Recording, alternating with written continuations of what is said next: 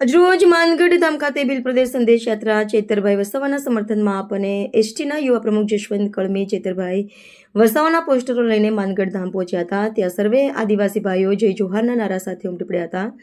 તેમાં લાખોની સંખ્યામાં માનગઢ ગામના જનમેદની ઉભરાઈ હતી. ચેતરભાઈ વસાવાને જલમુક્તિ મળે તે આશયથી આદિવાસી ભાઈઓ અને બહેનો તેના સમર્થનને ચેતરભાઈ તમે આગે बढ़ो हम तुम्हारे साथ एवा नारा સાથે પડ્યા હતા. સંવાદદાતા Dinesh Parmar, the mirror news, Dahod. જય જોહાર, સૌને નમસ્કાર. આપ સૌ જાણો છો એ રીતે આજે 17મી જુલાઈના રોજ દર વર્ષે અહીંયા માનગઢ ધામ પર જે આપણો આદિવાસી સમાજ ભેગો થઈ અને આ ભીલ પ્રદેશની માંગ કરે છે.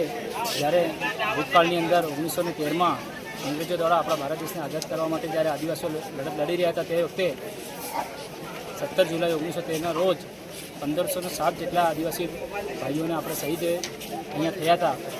ત્યારે આજે અમે અહીં માનગઢ ધામ પર આવી અને આપ સૌ જાણો છો એ રીતે જ આપણા આદિવાસી સમાજના હક અને અધિકાર માટે લડતા, આપણા સમાજ માટે લડતા, હર હંમેશ આપણા સમાજ જોડે રહેતા એવા આપણા ડેડિયાપાડાના ધારાસભ્ય શ્રી ચેતરભાઈ વસાવા સાહેબ કે જેમને આ ભાજપની દમનશાહી સરકાર દ્વારા ખોટી રીતે હેરાન કરી કેમ પ્રકારે ખોટી રીતે સજા આપી 7 વર્ષની સજા કરવામાં આવી છે. ત્યારે આજે અમે એમના સમર્થનમાં અહીં લાખોની સંખ્યામાં જ્યારે અમે બી એમના સમર્થનમાં અહીંયા ઉપસ્થિત રહ્યા છે અને અમે આહ્વાન કરીએ છીએ કે આદિવાસી સમાજ દ્વારા એમને બને તેટલું શક્ય હોય એટલે વધુમાં વધુ સમર્થન કરવામાં આવે, જેથી કરીને એમનું જેટલી જલ્દી થઈ શકે એટલી જલ્દી જામીનમાં છૂટવા જામીનથી છોડી મૂકવામાં આવે.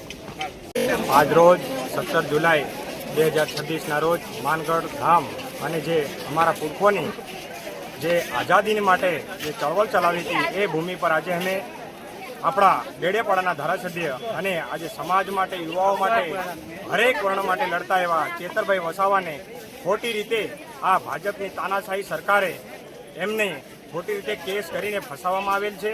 એમના દમન સામે આજે અમે લાખોની સંખ્યામાં અહીં માનગઢની ધરતી પર આહવાન કરીએ કે આવી ભ્રષ્ટ ભાજપની સરકારને જડમૂળમાંથી ઉખેડી આજે એમની આજે શપથ લઈએ કે ભાઈ કે આપણા યુવા સમાજ જાગો, આદિવાસી સમાજ જાગો અને આ જે ભ્રષ્ટ અને તાનાશાહી સરકારને ઉખેડીને ફેંકી નાખો.